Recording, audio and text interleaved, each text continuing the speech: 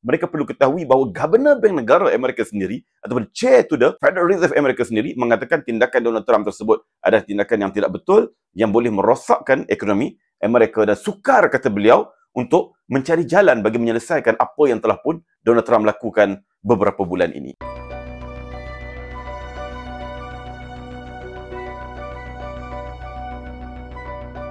Presiden Donald Trump telah pun membuat satu kenyataan baru yang mengejutkan pasaran di Amerika dan juga mengejutkan dunia berkait dengan perang dagang yang beliau lancarkan beberapa minggu yang lalu, terutamanya kepada negara-negara besar seperti China yang menjadi ancaman terbesar kepada Amerika, kata Trump, dan juga negara-negara jirannya, dengan mengatakan bahawa yang pertamanya Amerika bersedia ataupun Trump bersedia untuk menurunkan tarif yang dikenakan kepada China, dan beliau mengatakan bahawa perbincangan dengan China berjalan dengan baik. Lebih kurang begitu kenyataan dikeluarkan oleh Trump yang mendatangkan satu kejutan kepada wartawan-wartawan yang berada di hadapan beliau pada ketika itu, satu perkara yang luar daripada jangkaan. Dan dalam kenyataan yang sama juga, perkara yang keduanya, beliau mengatakan bahawa beliau tidak berniat untuk berusaha untuk menukar chairman kepada Federal Reserve. Bolehlah dianggap chair to the Federal Reserve di Amerika ini sebagaimana governor bank negara di Malaysia ataupun mana-mana bank pusat di mana-mana negara. Jadi ini satu dua kenyataan yang mengejutkan dan bercanggah dengan kenyataan-kenyataan dan sikap beliau sebelum daripada ini. Kita pergi dahulu kepada apa yang beliau sebutkan sebagai tidak akan melakukan usaha untuk memecat ataupun membuang Chair to the Federal Reserve ataupun Gubernur Bank Negara lah bagi pihak Amerika itu, iaitu Jerome Powell, yang mana jawatan Jerome Powell ini agak kontroversi mutakhir ini, terutamanya semenjak Donald Trump mengangkat sumpah sebagai Presiden untuk sesi yang kedua bermula daripada 20 Januari tahun ini, yang mana beberapa kali, kata Trump, beliau meminta kepada Federal Reserve untuk menurunkan kadar faedah di Amerika, tetapi tidak diendahkan oleh Jerome yang tidak menuruti kehendak Donald Trump pada ketika itu,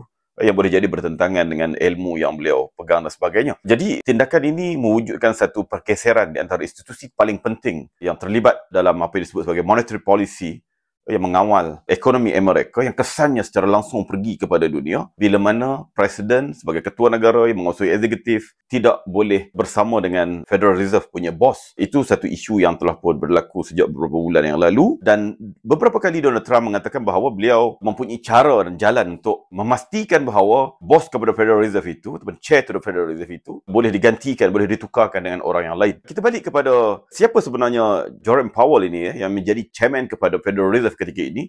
Si orang balik, seumpama Gubernur Bank Negara lah di tempat kita. Kita perlu mengetahui bahawa Federal Reserve di Amerika ini adalah badan yang cukup penting yang mengawal polisi-polisi keuangan ekonomi negara yang kita sebutkan sebagai monetary policy, yang kesannya adalah melibatkan apa yang kita selalu sebutkan sebagai interest rate, yang kesannya juga pergi kepada inflation yang boleh melanda negara itu sama ada meningkat atau menurun. Begitu juga lah kesan yang boleh pergi direct kepada rakyat dalam bentuk employment, dalam bentuk pekerjaan sama ada ianya semakin bertambah ataupun ianya semakin berkurangan. Dan setiap keputusan yang dibuat oleh Federal Reserve, sama ada menaikkan faedah ataupun menurunkan faedah, pastinya memberi kesan kepada ekonomi global, sehinggalah kepada negara Malaysia, Indonesia ataupun mana-mana negara yang ada di dunia. Jadi jawatannya sangat penting, bukan sekadar kepada Amerika, tapi kepada ekonomi dunia secara keseluruhannya. Dan bagaimana mereka melantik Federal Reserve punya chairman sebenarnya, itu satu sistem yang agak pelik dan unik di Amerika, kerana Chair to the Federal Reserve memang ianya dicadangkan, dinamakan oleh Presiden, tetapi dia perlu dinamakan di kalangan Board of Director yang sedia ada ataupun yang perlu menjadi Board of Director to the Federal Reserve terlebih dahulu sebelum dinamakan oleh Presiden. Kemudian bila Presiden menamakan, perlu mendapat kelulusan daripada Dewan Senat, umpama parlimen di tempat kita. Dan kalau kita lihat dalam konteks Amerika ini juga, perlantikan setiap chair to the Federal Reserve ini berlaku setiap 4 tahun sekali. Dengan makna bahawa bila dilantik, maka penggalnya adalah selama 4 tahun.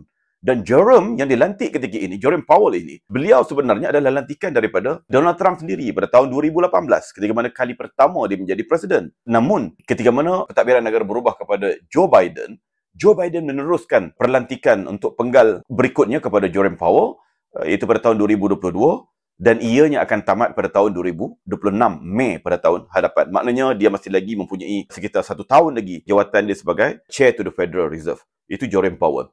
Dan di sini kita perlu lihat bahawa sekiranya Donald Trump mempunyai cara untuk menukar yang kita tidak pasti apa caranya, kerana sepatutnya dia perlu menunggu penggal Jerome Powell yang akan tamat pada Mei tahun 2026, iaitu pada tahun hadapan. Jerome Powell tetap akan berada di kalangan Board of Director kepada Federal Reserve. Sebab apa? Sebab setiap board of director kepada Federal Reserve ini, dia akan memegang jawatannya selama 14 tahun. Jadi, sama ada dia datang daripada mana-mana lantikan, kerana kita perlu mengetahui bahawa 6 daripada board director kepada Federal Reserve ini datangnya daripada pemilihan di kalangan wakil daripada bank-bank komersial yang ada di Amerika. Kemudian bakinya dicadangkan oleh Presiden, dibawa ke Senat sebagaimana biasalah. Tapi bila mana mereka mula menjadi board of director kepada Federal Reserve, maka akan memegang jawatan tersebut selama 14 tahun. Dan Jerome Powell hanya akan tamat jawatan dia sebagai board of director kepada Federal Reserve pada tahun 2028. Dengan makna kalaupun Donald Trump berjaya untuk memastikan dia meletakkan jawatan dengan tekanan dan sebagainya, memilih orang lain untuk duduk di situ, tetaplah Jerome Powell, iaitu Chair to the Federal Reserve ketika ini, akan berada dalam board of director kepada Federal Reserve itu kerana penggalnya akan tamat pada tahun 2028. Jadi, ia adalah satu perkara yang cukup sukar kepada Donald Trump, walaupun dia mengatakan dia ada cara, tetapi ternyata dia tidak ada cara kerana mengikut perlembagaan Amerika, perundangan Amerika, dia tidak boleh membuang Chair to the Federal Reserve, Gubernur Bank Negara dia, sehinggalah pada hari Rabu baru-baru ini, Donald Trump mengatakan bahawa dia tidak berniat untuk menukar Chair to the Federal Reserve. Apa isunya sebenarnya berkait dengan perkara ini? Kerana mereka yang berada di bank negara itu, ataupun yang berada di Federal Reserve itu, beberapa kali memberi amaran bahawa mereka tidak setuju dengan tindakan Trump dalam mengenakan tarif besar-besaran, bukan sekadar kepada China, tapi kepada Kanada, kepada Mexico, kepada Kesatuan Eropah dan negara-negara lain yang ada di dunia yang mendatangkan satu kejutan kepada ekonomi mereka, pasaran saham mereka dan keuangan Amerika sendiri. Jadi boleh dilihat, baru beberapa bulan saja beliau menjadi presiden untuk penggal ini, bermula 20 Januari yang lalu, yang baru genap sekitar 3 bulan sahaja, Amerika terpun hilang begitu banyak modal daripada pasarannya disebabkan beberapa isu. Begitu juga lah dengan kedudukan ekonominya yang mula berhadapan dengan kegoyahan. Tambahan pula bila mana dikenakan tarif yang tinggi kepada pelbagai negara, terutamanya ekspor China antara yang terbesar pergi kepada Amerika, satu keperluan barangan kepada Amerika, menyebabkan sudah mula berlakunya kenaikan harga barang di Amerika. Jadi, ini satu perkara yang cukup aneh dan bertentangan dengan monetary policy yang pastinya tidak boleh Governor Bank negara itu menuruti kehendak Presiden. Bila mana harga barang naik dengan begitu mendadak, kemudian diminta lagi untuk Bank negara atau Federal Reserve menurunkan interest rate kepada rakyat Amerika, maka bagi Jerome Powell ia adalah satu perkara yang beliau sendiri beberapa kali mengeluarkan kenyataan bahawa beliau tidak tahu ke mana arah ekonomi yang perlu dibawa kerana Presiden membawa satu polisi ekonomi, kejutan polisi yang tidak pun menuruti hukum ekonomi yang sepatutnya sebagaimana yang diberikan pandangan oleh pakar-pakar. Jadi, di sini kalangan mereka yang cukup berminat dengan pasaran saham, cryptocurrency ataupun foreign exchange yang mana terlibat dalam perdagangan begini yang kadang-kadang cukup marah bila mana kita menyentuh Donald Trump.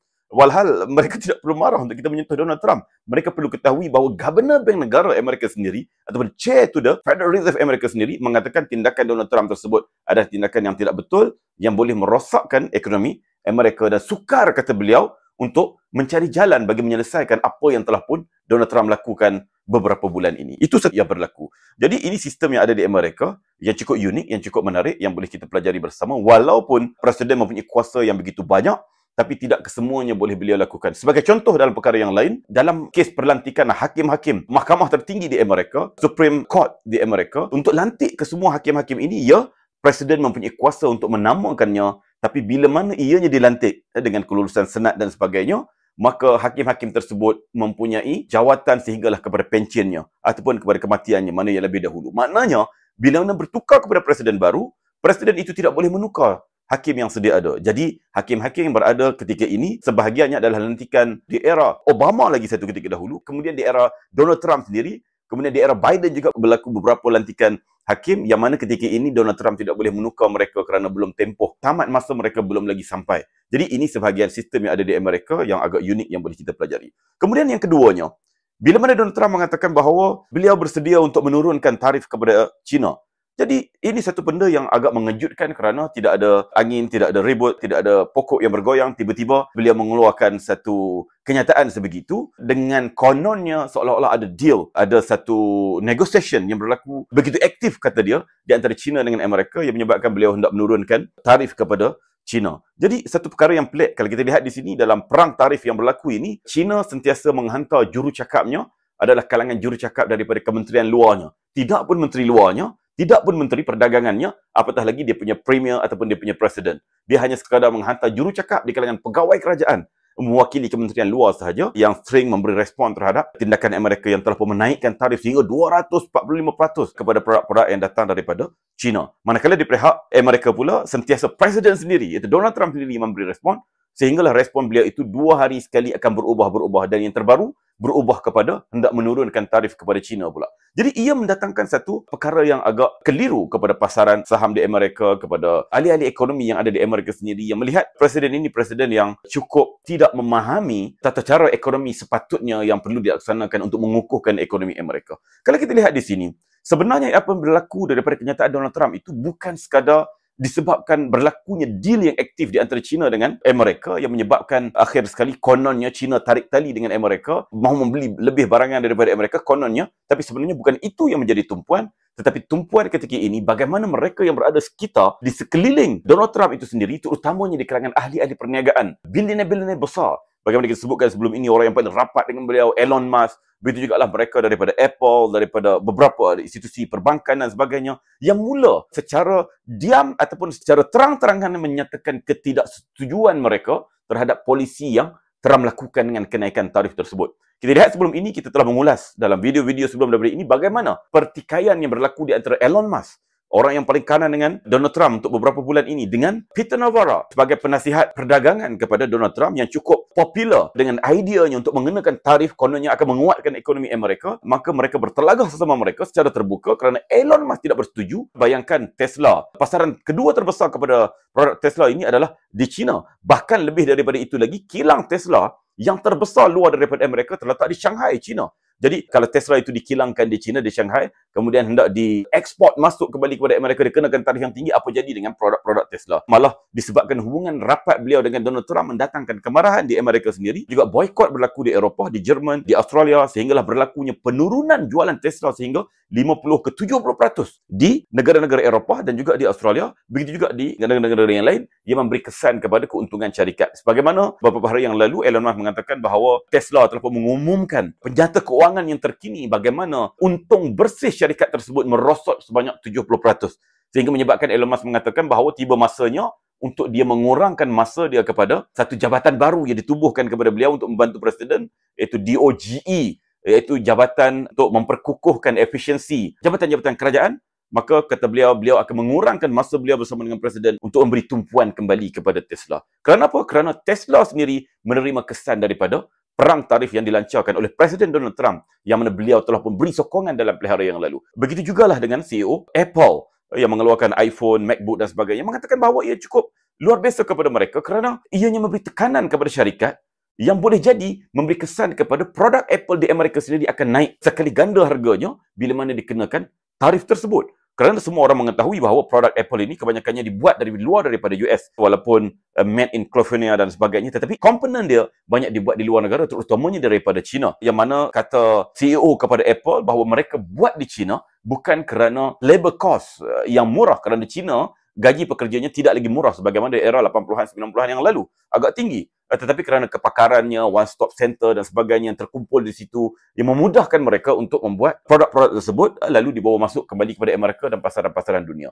Jadi bila dikenakan tarif, maka pastinya akan menaikkan harga. Bila mana harga naik, maka menyebabkan produk mereka tidak terjual ataupun akan berlaku kemerosotan yang luar biasa kepada keuntungan mereka sebagaimana yang telah pun terkena kepada Tesla sebagaimana disebut oleh Elon Musk tadi. Jadi banyak lagi sebenarnya ahli-ahli ekonomi yang lain, termasuklah kalangan pentadbir-pentadbir kerajaan, iaitu negeri yang paling popular di Amerika, yang besar dan juga mempunyai GDP seumpama negara-negara maju, iaitu California. Governor kepada California menyatakan penentangan beliau terhadap perang dagang yang Donald Trump laksanakan tersebut, yang kata beliau bukan sekadar akan memberi kesan kepada negerinya, tapi juga kepada negara secara keseluruhannya. Jadi beliau mengatakan sejak sekian lama bagaimana mereka bergantung kepada import barangan daripada negara-negara luar, terutamanya daripada China. Tiba-tiba kali ini mereka terpaksa menghentikannya, tetapi mereka tidak mampu menghentikannya. Kerana apa? Kerana mereka tidak mempunyai barangan tersebut. Lalu mereka terpaksa mengimport dengan harga yang berganda disebabkan tarif yang dikenakan tadi. Jadi di sini, bukanlah disebabkan tarif yang dikenakan ini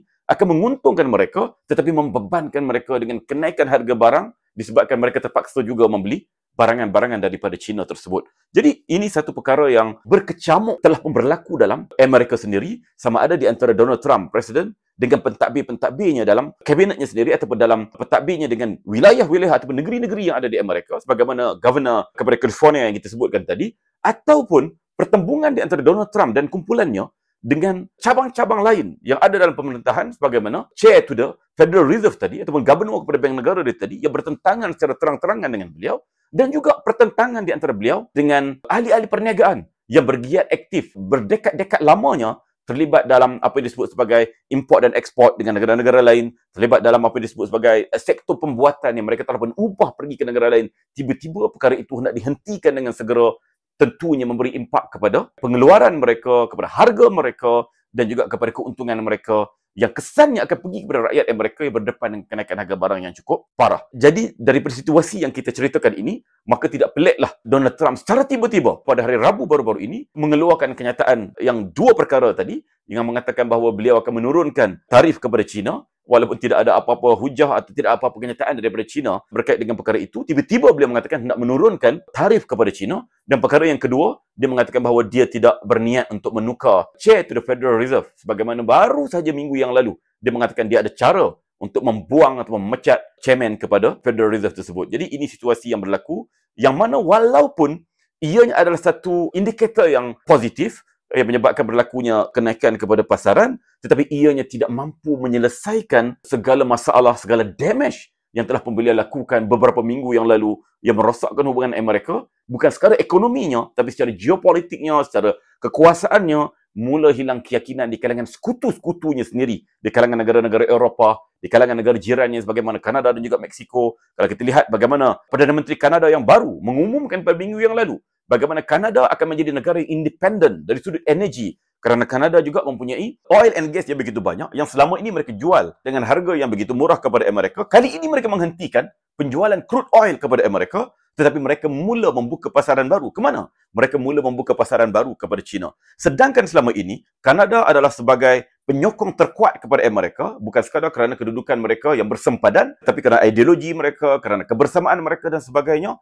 Malah ketika mana perang dagang 1.0 yang lalu, Kanada terlibat dalam menahan CFO, Chief Financial Officer, kepada syarikat Huawei daripada China dan tidak membebaskannya, dibicarakannya dan dipenjarakannya di Kanada, menyebabkan hubungan tegang di antara Kanada. Tiba-tiba disebabkan sikap Donald Trump untuk penggal yang kedua ini telah mendekatkan kembali hubungan di antara Kanada dengan China. Minggu lalu, Perdana Menteri Kanada mengumumkan bahawa China akan menjadi pembeli utama kepada crude oil dan juga gas daripada Kanada. Satu hubungan baru yang mereka bina, walaupun jaraknya beribu kilometer berbanding dengan jiran mereka Amerika, tapi mereka menghentikan pengaliran crude oil kepada Amerika, tetapi mereka memulakan satu hubungan perdagangan baru dengan China. Jadi, ini satu perkara yang cukup besar impaknya, bukan kepada ekonomi, tapi kepada geopolitik, yang mana asalnya disebabkan oleh tindakan-tindakan daripada Donald Trump sendiri. Jika anda merasakan bahawa kandungan ini, daripada video ini memberi manfaat kepada rakan-rakan sekalian, mohon untuk sama-sama subscribe,